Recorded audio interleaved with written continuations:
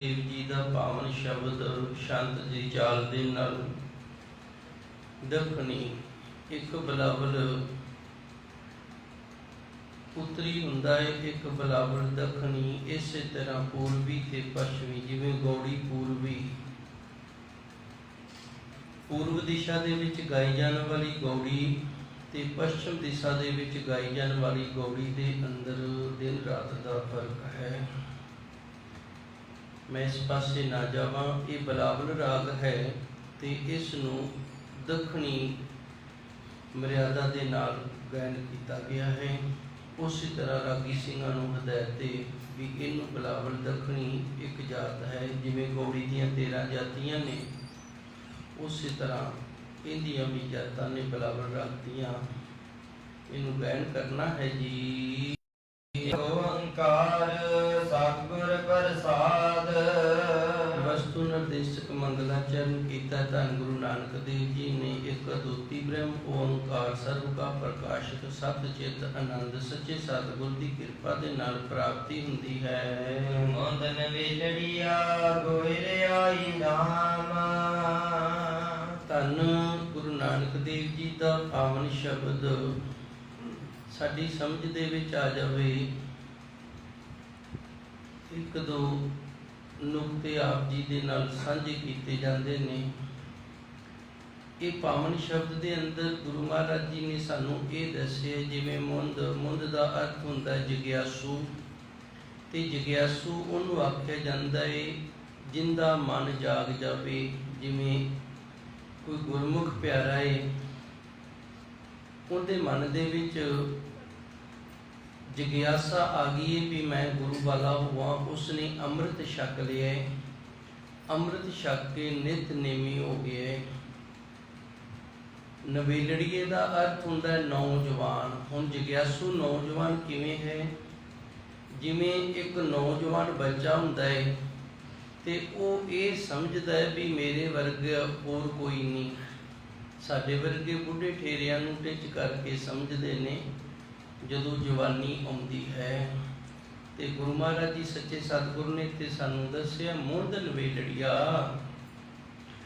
भाव तेरे अंदर जिग्यासा पनपी है ते ये जिग्यासा दे विच तू नौजवान हो गया है। बड़ी तीव्र जिग्यासा पनपी है। जदों तीव्र जिग्यासा पनपदी है ते फिर मर्यादा दे वाले पासे बड़ा ध्यान रखा जाता है। आ इस तरह नहीं होना चाहिए, ये इस तरह होना चाहिए। मैं आप जी नूं एक निक्की जी साखी सुना दिया, उहदे नाल बड़ी समझ आएगी। 4 कुछ दिनों बाद ना फिर वो साडे वर्गे हो जाता, जिवें असीं रुलदे फिरदे हैं ना, फिर साडे नाल ही रल जाता है। एक साखी नाल समझ आवेगी। नुकता है, समा भी थोड़ा है ते थोड़ियां विचारां दे विच ही आपां सारा कुछ समझ जाना है। कोई इस तरह की सिचुएशन बन गई है, ब्राह्मणा की कुड़ी का ब्याह चम्यारां दे मुंडे दे नाल हो गया है। जदों ब्याही आई है तो हुण चम्यारां दा काम सी चम दा, चारे पासे चम है जिहड़ा ये सुकना पाया होया है। हुण अजकल ये काम फैक्ट्रियां करन लग गईयां ने। पहलों घरां दे विच चम्यार जाति सी जिहड़ी इन्हां दा ये धंधा सी, ते इसे करके इन्हां नूं चम्यार आख्या जांदा। चम दा काम करना इन्हां दा सी। चम ला लियाउणा, उन्होंने घरां दे विच सकाना लिया के, ते हुण जिथे चम आएगा मुश्क आउणी इन्हां। इहदे ब्राह्मणां दे घरे जन्म होया, जात दी ब्राह्मणी है ते सारे परिवार नूं इहने तपा दिता है। कहंदी तुहाडे तां चम दी बड़ी मुश्क आउंदी है। ये बेचारे आखदे ने भाई साडा हुण काम है, असीं अपना काम किवें छड्ड दईए? जे काम छड्ड दिआंगे ते भुखे मर जावांगे। मैं गल नूं नाल मुकावां, जदों 10 15 20 दिन हो गए ना अपने सहुरिਆਂ ਦੇ घर रहिंदी नूं, ते एक दिन कहंदी हुण समैल नहीं आउंदी, हुण मुश्क नहीं आउंदी। ते बड़ी सोहनी कहावत बना के आखदी है, तुहाडे घरे ब्राह्मणी आई ते तुहाडे घर दी मुश्क गवाई। कोई गुरु सवारा भाई सरजीत सिंह वर्गा तुरिया जांदा सी, उहदे कन्नी आवाज़ पै गई। उन्हें आख्या कुड़िया मुश्क तां उवें ही आ रही है, पर तू इन्हां वर्गी हो गई है। जिवें ये ने ना ਇਹਨਾਂ ਨੂੰ ਸਮੈਲ ਹੁਣ ਉਹਨੂੰ ਨਹੀਂ ਹਟ ਗਈ ਹੈ। ਉਵੇਂ ਜਿਵੇਂ ਤੇਰੀ ਵੀ ਇਹੀ ਅਵਸਥਾ ਬਣ ਗਈ ਹੈ, ਇਹੀ ਹਾਲਤ ਬਣ ਗਈ ਹੈ, ਤੈਨੂੰ ਵੀ ਹੁਣ ਚੰਮ ਦੀ ਮੁਸ਼ਕ ਨਹੀਂ ਹੁੰਦੀ, ਸਮੈਲ ਤਾਂ ਉਵੇਂ ਹੈ, ਮੁਸ਼ਕ ਨਹੀਂ ਗਈ। ਸੋ ਧੰਨ ਗੁਰੂ ਨਾਨਕ ਦੇਵ ਜੀ ਸਾਨੂੰ ਇਹ ਦੱਸਦੇ ਨੇ ਬਈ ਜਿਵੇਂ ਭਗਤ ਕਬੀਰ ਜੀ ਦਾ ਵੀ ਸ਼ਬਦ ਆਉਂਦਾ ਹੈ, ਕਬੀਰ ਸਿੱਖ ਸਾਖਾ ਬਹੁਤੇ ਕੀਏ, ਕੇਸੋ ਕਿਉ ਨਾ ਮੀਤ, ਚਾਲੇ ਥੇ ਹਰ ਮਿਲਨ ਕੋ, ਵਿਚੇ ਅਟਕਿਓ ਚੀਤ। ਇੱਕ ਵਾਰੀ ਮਨ ਬਣਾਇਆ ਸੀ ਵੀ ਚਲੋ ਪਰਮਾਤਮਾ ਨੂੰ ਮਿਲਦੇ ਆ, ਨਵੀਂ ਨਵੀਂ ਜਿਗਿਆਸਾ ਆਈ, ਨੌਜਵਾਨ ਦੀ ਤਰ੍ਹਾਂ ਬੜਾ ਤੀਵਰ ਸ਼ਕਤੀ ਹੋ ਗਈ। ਜਦੋਂ ਨਵੀਂ ਨਵੀਂ ਜਿਗਿਆਸਾ ਆਈ, ਨੌਜਵਾਨ ਦੀ ਤਰ੍ਹਾਂ ਬੜੀ ਤੀਵਰਤਾ ਹੋਈ। ਚੱਲਦੇ ਤੇ ਹਰ ਮਿਲਨ ਕੋ, ਵਿਚੇ ਅਟਕਿਓ ਚੀਤ, ਤੇ ਚਿੰਤਨ ਜਿਹੜਾ ਉਹ ਵਿਚਾਲੇ ਦੂਜਿਆਂ ਦੀ ਤਰ੍ਹਾਂ ਅਟਕ ਕੇ ਹੀ ਰਹਿ ਗਿਆ ਜਿਵੇਂ ਦੂਜੇ ਅਟਕੇ ਹੋਏ ਸੀ। ਸੋ ਧੰਨ ਗੁਰੂ ਨਾਨਕ ਦੇਵ ਜੀ ਵੀ ਇੱਥੇ ਕਿਰਪਾ ਕਰਦੇ ਨੇ, ਪਾਵਨ ਸ਼ਬਦ ਦੇ ਅੰਦਰ ਸਾਨੂੰ ਇਹ ਹੀ ਦੱਸਦੇ ਨੇ, ਵੇਖੀ ਗੁਰੂ ਸਵਾਰਿਆ ਮੁੰਦ ਨਵੇਲੜੀਆ, ਤੇਰੇ ਅੰਦਰ ਨਵੀਂ ਨਵੀਂ ਜਿਗਿਆਸਾ ਆਈ ਏ, ਤੂੰ ਨੌਜਵਾਨ ਹੋ ਗਿਆ ਜਿਗਿਆਸਾ ਦੇ ਅੰਦਰ। ਗੋਇਲ ਆਈ ਰਾਮ ਵਿਸ਼ਰਾਮ ਤੋਂ ਅੱਗੇ ਗੁਰੂ ਮਹਾਰਾਜ ਜੀ ਇਹ ਦੱਸਦੇ ਨੇ, ਇਸ ਸੰਸਾਰ ਨੂੰ ਤੂੰ ਹੁਣ ਇਸ ਤਰ੍ਹਾਂ ਸਮਝੀ। ਗੋਇਲ ਦਾ ਅਰਥ ਹੁੰਦਾ ਚਰਵਾ, ਜਿੱਥੇ ਗਾਈਆਂ ਚਰਨ ਉਹਨੂੰ ਗੋਇਲ ਆਖਿਆ ਜਾਂਦਾ ਹੈ।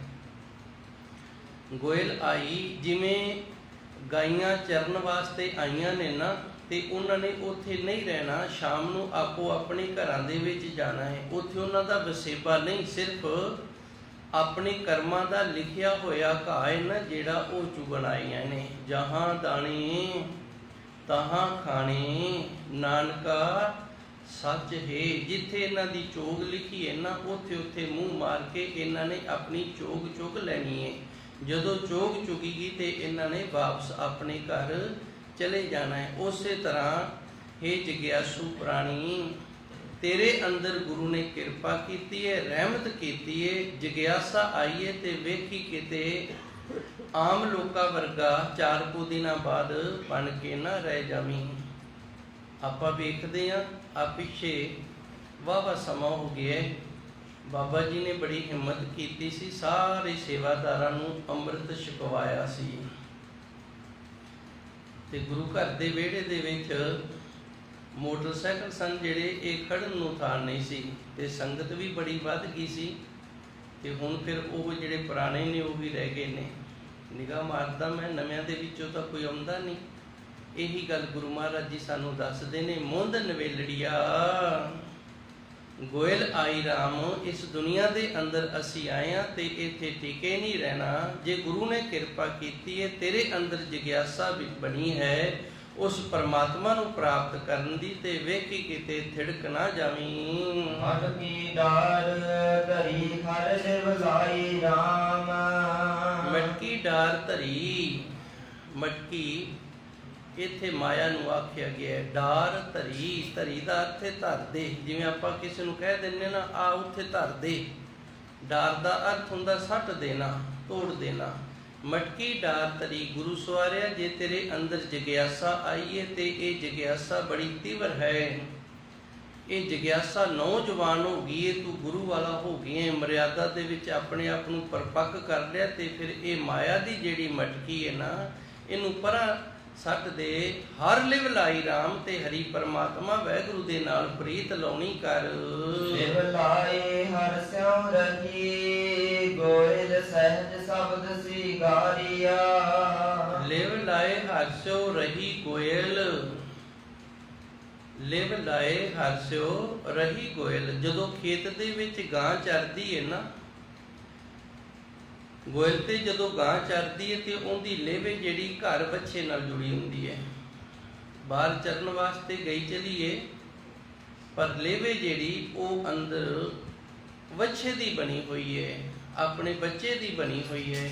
ਸੋ ਗੁਰੂ ਮਹਾਰਾਜ ਜੀ ਨੇ ਇਸ ਦ੍ਰਿਸ਼ਟਾਂਤ ਦੇ ਨਾਲ ਸਾਨੂੰ ਦੱਸਿਆ, ਲਿਵ ਲਾਏ ਹਰ ਸੋ ਰਹੀ ਗੋਇਲ। ਜਿਵੇਂ ਗਾਂ ਆਪਣੇ ਵੱਛੇ ਦੇ ਧਿਆਨ ਦੇ ਵਿੱਚ ਰੁੱਝੀ ਹੋਈ ਉੱਥੇ ਆਪਣੀ ਚੋਗ ਚੁਗਦੀ ਏ, ਇਸੇ ਤਰ੍ਹਾਂ ਤੋਂ ਪ੍ਰਭੂ ਪਰਮਾਤਮਾ ਦੇ ਧਿਆਨ ਦੇ ਵਿੱਚ ਰੁੱਝੇ ਹੋਏ ਨੇ, ਆਪਣੀ ਚੋਗ ਚੁਗਣੀ ਏ।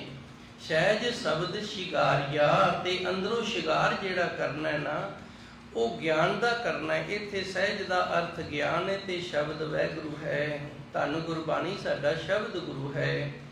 ਸਹਿਜ ਸ਼ਬਦ ਸ਼ਿੰਗਾਰੀਆ, ਗੁਰਬਾਣੀ ਦੇ ਨਾਲ ਅਸੀਂ ਅੰਦਰੋਂ ਆਪਣੇ ਆਪ ਨੂੰ ਸ਼ਿੰਗਾਰਨਾ ਹੈ। ਸ਼ਿੰਗਾਰਨ ਦਾ ਅਰਥ ਹੁੰਦਾ ਹੈ ਆਪਣੇ ਆਪ ਨੂੰ ਸੋਹਣਾ ਬਣਾਉਣਾ, ਆਪਣੇ ਆਪ ਨੂੰ ਅੰਦਰੋਂ ਸੋਹਣਾ ਬਣਾਉਣਾ ਹੈ। ਅੰਦਰ ਦੀ ਜਿਹੜੀ ਸੁੰਦਰਤਾ ਹੈ, ਅੰਦਰ ਦਾ ਜਿਹੜਾ ਸਜਾਉਣਾ ਹੈ, ਉਹ ਗਿਆਨ ਦੇ ਨਾਲ, ਗੁਰੂ ਦੇ ਸ਼ਬਦ ਦੇ ਨਾਲ ਤੂੰ ਸਜਾਉਣਾ ਕਰ।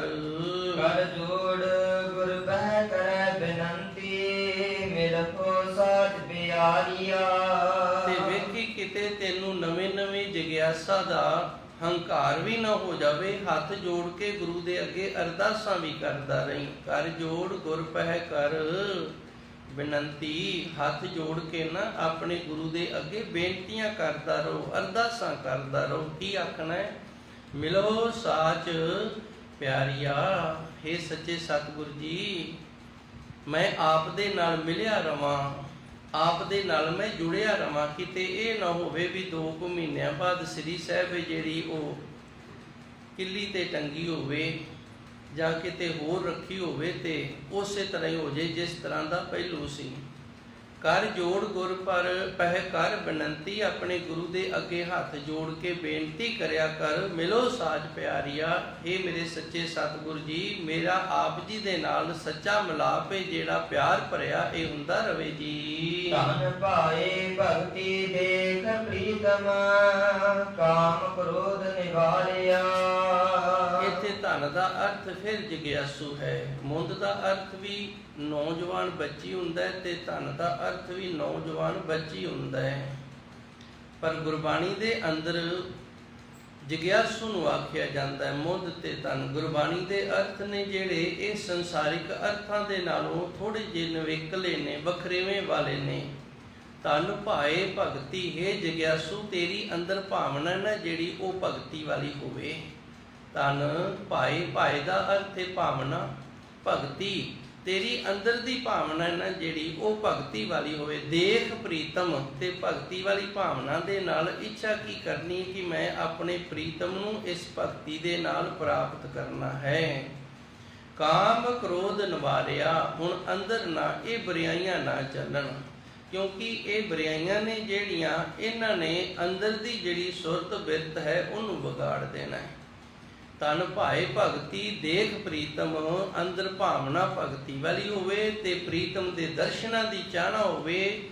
ਕਾਮ ਕ੍ਰੋਧ ਨਿਵਾਰਿਆ, ਤੇ ਤੇਰੇ ਅੰਦਰੋਂ ਜਿਹੜੇ ਵਕਾਰ ਨੇ ਉਹ ਦੂਰ ਕੀਤੇ ਹੋਣ ਜੀ। ਨਾਨਕ ਮੁੰਦਨ ਵੇਲ ਸੁੰਦਰ ਦੇਖ ਫਿਰ ਸਾਧਾਰਿਆ। ਨਾਨਕ ਮੁੰਦ ਨਵੇਲ ਸੁੰਦਰ, ਧੰਨ ਗੁਰੂ ਮਹਾਰਾਜ ਜੀ ਰਹਿਮਤ ਕਰਦੇ ਨੇ। ਨਵੇਲ ਦਾ ਅਰਥ ਫਿਰ ਨਵਾਂ ਜਗਿਆਸੂ ਏ, ਨੌਜਵਾਨ ਜਗਿਆਸੂ ਏ। ਮੁੰਦ ਦਾ ਅਰਥ ਜਗਿਆਸੂ। ਨਾਨਕ ਮੁੰਦ ਨਵੇਲ, ਜਿਹੜਾ ਨੌਜਵਾਨ ਜਗਿਆਸੂ ਏ, ਜਿਹਦੇ ਅੰਦਰ ਗੁਰੂ ਦੀ ਕਿਰਪਾ ਹੋ ਗਈ ਏ, ਰਹਿਮਤ ਹੋ ਗਈ ਏ। ਸੁੰਦਰ, ਇਹ ਅੰਦਰੋਂ ਗੁਰੂ ਦੇ ਅੱਗੇ ਅਰਦਾਸਾਂ ਕਰਕੇ ਵਕਾਰਾਂ ਨੂੰ ਦੂਰ ਕਰਕੇ ਤੇ ਬੜਾ ਸੋਹਣਾ ਹੋ ਗਿਆ ਏ। ਇੱਕ ਸੁਰਤ ਹੁੰਦੀ ਏ, ਇੱਕ ਸੀਰਤ ਹੁੰਦੀ ਏ। ਸੁਰਤ ਬਾਹਰ ਦੀ ਹੁੰਦੀ ਹੈ ਤੇ ਸੀਰਤ ਅੰਦਰ ਦੀ ਹੁੰਦੀ ਹੈ। ਗੁਰਬਾਣੀ ਨੇ ਸਾਨੂੰ ਅੰਦਰ ਦੀ ਸੀਰਤ ਸਵਾਰਨ ਨੂੰ ਆਖਿਆ। ਨਾਨਕ ਮੁੰਦ ਨਵੇਲ ਸੁੰਦਰ, ਹੇ ਨੌਜਵਾਨ ਜਗਿਆਸੂ, ਤੇਰਾ ਅੰਦਰ ਜਦੋਂ ਸੋਹਣਾ ਹੋ ਜਾਏਗਾ ਨਾ, ਦੇਖ ਫਿਰ ਸਧਾਰਿਆ, ਤੇ ਜਿਹੜੀ ਕੋਈ ਮਾੜੀ ਮੋਟੀ ਕਮੀ ਰਹਿ ਗਈ ਉਸ ਪਰਮਾਤਮਾ ਨੇ ਜਦੋਂ ਵੇਖਿਆ ਨਾ ਮੇਰਾ ਜਗਿਆਸੂ ਪੱਕ ਗਿਆ ਹੁਣ ਇਹ, ਤੇ ਉਹ ਕਮੀਆਂ ਵੀ ਪਰਮਾਤਮਾ ਨੇ ਫਿਰ ਵੇਖ ਕੇ ਦੂਰ ਕਰ ਦੇਣੀਆਂ ਨੇ। ਦੇਖ ਫਿਰ ਗੁਰੂ ਨੂੰ ਆਖਿਆ। ਸੁਧਾਰਿਆ ਦਾ ਅਰਥ ਹੁੰਦਾ, ਆਪਾਂ ਕਹਿੰਦੇ ਇਹਦਾ ਸੁਧਾਰ ਕਰਨ ਵਾਲਾ ਹੈ, ਇਹ ਠੀਕ ਨਹੀਂ, ਇਹਨੂੰ ਥੋੜਾ ਜਿਹਾ ਸੁਧਾਰ ਦਿਓ। ਦੇਖ ਫਿਰ ਸੁਧਾਰਿਆ, ਫਿਰ ਗੁਰੂ ਕਿਰਪਾ ਕਰਦਾ ਹੈ ਆਪਣੇ ਗੁਰਸਿੱਖ ਨੂੰ ਜਿਗਿਆਸਾ ਦੇ ਵਿੱਚ ਭਰੇ ਹੋਏ ਨੂੰ ਵੇਖ ਕੇ ਆਪ ਹੀ ਉਸ ਦਾ ਸੁਧਾਰ ਕਰ ਦਿੰਦਾ ਹੈ ਜੀ। ਸਤ ਨਵੇਲੜੀਏ ਜੋਬਨ ਬਾਗੀ ਰਾਮ। ਸੱਚ ਨਵੇਲੜੀਏ ਦਾ ਅਰਥ ਫਿਰ ਨਵਾਂ ਨਰੋਇਆ। ਸੱਚ ਦੇ ਵਿੱਚ ਨਵਾਂ ਨਰੋਇਆ ਹੋਇਆ ਜੋਬਨ ਜਵਾਨ ਜਗਿਆਸੂ ਬਾਲੀ ਰਾਮ। ਧੰਨ ਗੁਰੂ ਜੀ ਰਹਿਮਤ ਕਰਦੇ ਨੇ, ਹੇ ਜਗਿਆਸੂ ਤੂੰ ਸੱਚ ਦੇ ਵਿੱਚ ਜੋ ਨਵਾਂ ਜੀਵਨ ਧਾਰਨ ਕੀਤਾ ਤੇ ਇਸ ਦੇ ਵਿੱਚ ਜੋ ਤੇਰੇ ਅੰਦਰ ਜਗਿਆਸਾ ਦੀ ਜਵਾਨੀ ਆਈ ਏ ਬਾਲੀ ਰਾਮ, ਪਰ ਇਹ ਨਾ ਹੋਵੇ ਕਿ ਜਿਵੇਂ ਇੱਕ ਨੌਜਵਾਨ ਬਚਪਨੇ ਕਰਕੇ ਆਪਣੀ ਜਵਾਨੀ ਨੂੰ ਤਬਾਹ ਕਰ ਲੈਂਦਾ ਏ, ਇਸ ਤਰ੍ਹਾਂ ਉਹ ਰਮੇ ਹੋਏ ਪਰਮਾਤਮਾ ਦੇ ਨਾਲ ਜੁੜਿਆ ਰਵੀਂ ਤੇ ਇਹ ਜਗਿਆਸਾ ਗੁਰੂ ਮਹਾਰਾਜ ਜੀ ਦੀ ਕਿਰਪਾ ਦੇ ਨਾਲ ਤੇਰੇ ਅੰਦਰ ਬਣੀ ਰਵੇ ਜੀ। ਆਓ ਨਾ ਜਾਓ ਕਹੀ ਆਪਣੇ ਸਹਿਨਾਲੀ RAM। ਆਓ ਨਾ ਜਾਓ ਕਹੀ, ਜਿਵੇਂ ਸਾਡੇ ਘਰੇ ਬੱਚਾ ਹੁੰਦਾ ਹੈ ਨਾ, ਤੇ ਅਸੀਂ ਉਹਨੂੰ ਕਹਿ ਦਿੰਦੇ ਹਾਂ ਤੂੰ ਮਾੜੀ ਸੰਗਤ ਦੇ ਵਿੱਚ ਆਉਣਾ ਜਾਣਾ ਨਹੀਂ, ਮਾੜੀ ਸੰਗਤ ਤੋਂ ਬਚ ਕੇ ਰਹਿਣਾ ਹੈ। ਆਓ ਨਾ ਜਾਓ ਕਹੀ, ਗੁਰੂ ਮਹਾਰਾਜ ਜੀ ਧੰਨ ਗੁਰੂ ਨਾਨਕ ਦੇਵ ਜੀ ਆਪਣੇ ਗੁਰਸਿੱਖਾਂ ਨੂੰ ਉਪਦੇਸ਼ ਦਿੰਦੇ ਨੇ, ਤੇਰੇ ਅੰਦਰ ਸੱਚ ਦਾ ਚਾਨਣਾ ਹੋਣ ਲੱਗਾ ਹੈ, ਤੂੰ ਸੱਚ ਨੂੰ ਧਾਰਨੀ ਬਣਨ ਲੱਗਾ ਹੈ, ਤੇਰੇ ਅੰਦਰ ਜਿਗਿਆਸਾ ਬਣੀ ਹੈ ਤੇ ਇਹ ਜਿਗਿਆਸਾ ਬੜੀ ਤੀਵਰ ਹੋਈ ਏ।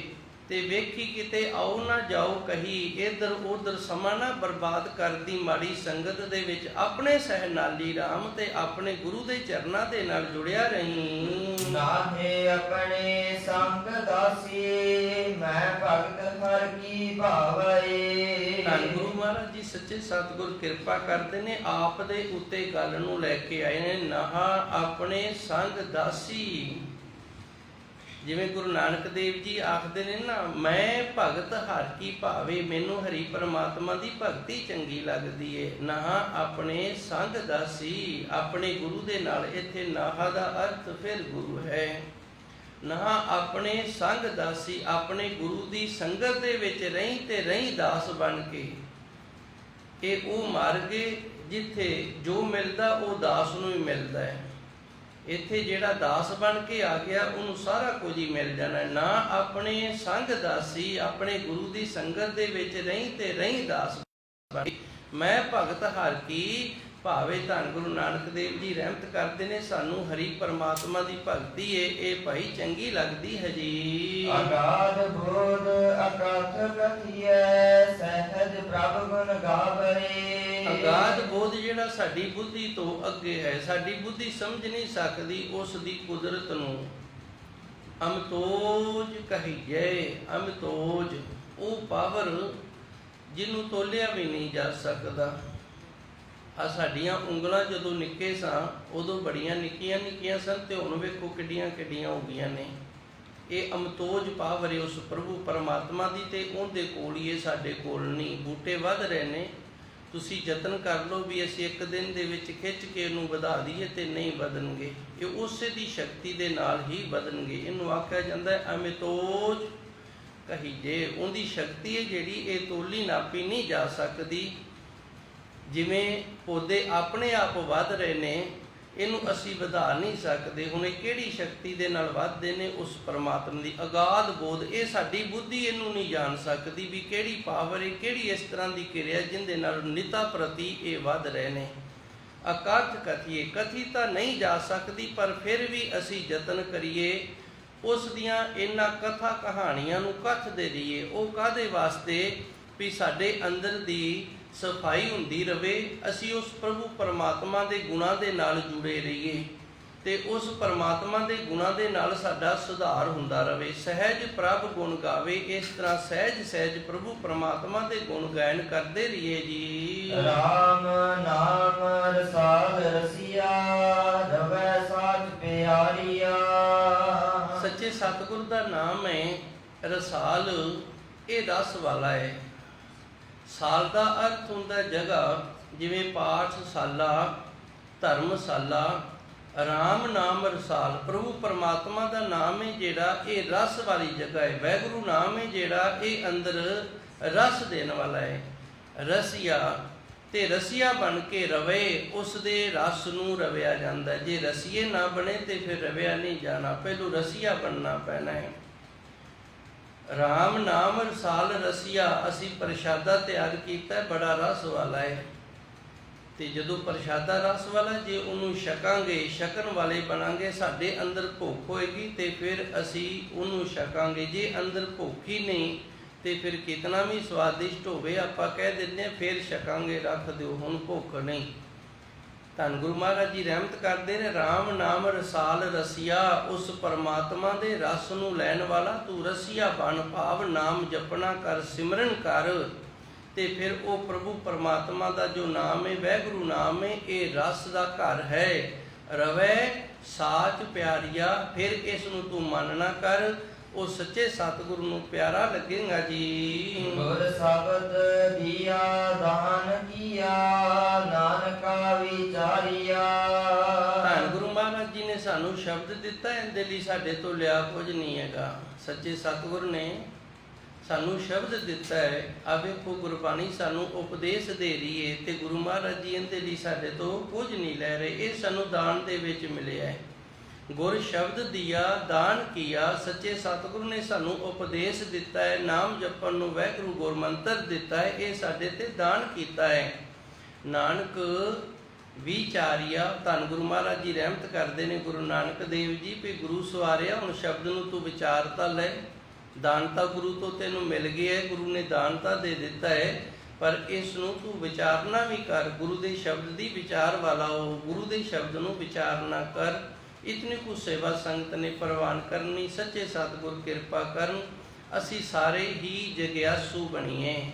ਪਰ ਇਸ ਤਰ੍ਹਾਂ ਦੇ ਜਗਿਆਸੂ ਨਾ ਬਣੀਏ ਕਿ 10 ਕੁ ਦਿਨਾਂ ਤੋਂ ਸਾਡੇ ਅੰਦਰ ਦੀ ਵੀ ਜਿਹੜੀ ਸਥਿਤੀ ਹੈ ਉਹ ਦੂਜਿਆਂ ਵਰਗੀ ਹੋ ਜਾਵੇ ਤੇ ਸਾਨੂੰ ਵੀ ਇਸ ਤਰ੍ਹਾਂ ਲੱਗੇ ਵੀ ਹੁਣ ਮੁਸ਼ਕ ਨਹੀਂ ਆਉਂਦੀ।